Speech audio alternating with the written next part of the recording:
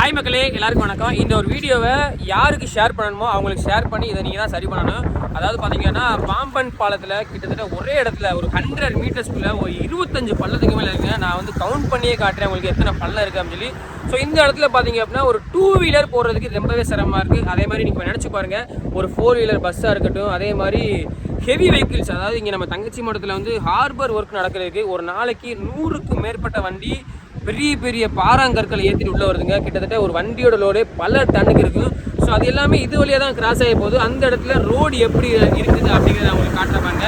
நான் ஆல்ரெடி ஒரு வீடியோ போட்டிருந்தேன், அதுக்கு எந்த சொல்யூஷனுமே கிடைக்கல. ஆனால் இப்போ வந்து பார்த்தீங்க அப்படின்னா நான் எத்தனை பேட்சஸ் இருக்குது, அதாவது நிறைய ஒட்டு போட வேண்டிய வேலைகள் இருக்குது, அதை நான் வந்து ஒரு பேக் கேமரா காட்டுறேன். ஸோ இது எந்த இடத்துல இருக்குது, எந்த இடத்துல லொக்கேஷன் நான் வந்து கரெக்டாகவும் காட்டுறேன் பாருங்க. ஸோ வீடியோவை யாருக்கு ஷேர் பண்ணணுமோ ஷேர் பண்ணி இதை சரி செய்கிறதுக்கு நீங்கள் தான் வழி பண்ணணும். ஸோ மக்களாகிய நீங்கள் தான் வந்து இந்த வீடியோவை ஷேர் பண்ணுறதுல இந்த ஒரு விஷயம் சரியாகணும்னு நினைக்கிறேன். ஸோ வாங்க எத்தனை பேட்சஸ் இருக்குன்னு நான் காட்டுறேன். 1 2 3 4 அந்த ஒரு பெரிய பள்ளத்தை பாருங்கள். கரெக்டாக ரவுண்டு எந்த இடத்துல இருக்குன்னு காட்டுற பாருங்க. இந்த பாருங்கள், கரெக்டாக சென்ட்ரு பிச்சு உங்களுக்கு தெரியுதா? பாம்பன் ரயில் பாலம் தெரியுதா? இந்த ரயில் பாலத்துக்கு நின்று இங்கே தான் வந்து பார்க்கிங்கும் பண்ணுறாங்க. அதாவது சுற்றி பார்க்க வரவங்க பார்க்கிங் பண்ணுறாங்க. இப்போ பாருங்கள், இந்த ஒரு லாரி வருது, இது வந்து தனியாக வருது பாருங்கள்.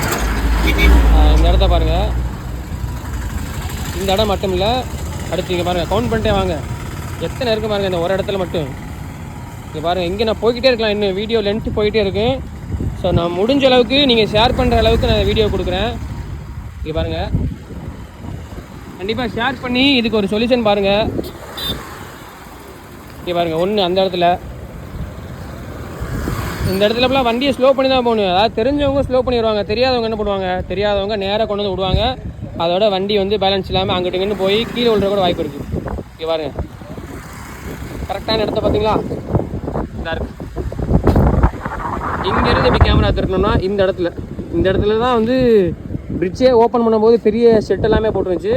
இந்த இடம் இப்போ எப்படி இருக்கு பாருங்க. ஸோ கண்டிப்பாக வந்து இதை நீங்கள் எத்தனை பேர் ஷேர் பண்ணுறீங்களோ அப்போ தான் வந்து இது வந்து ஒரு சொல்யூஷனுக்கு உள்ளே வரும்னு நினைக்கிறேன்.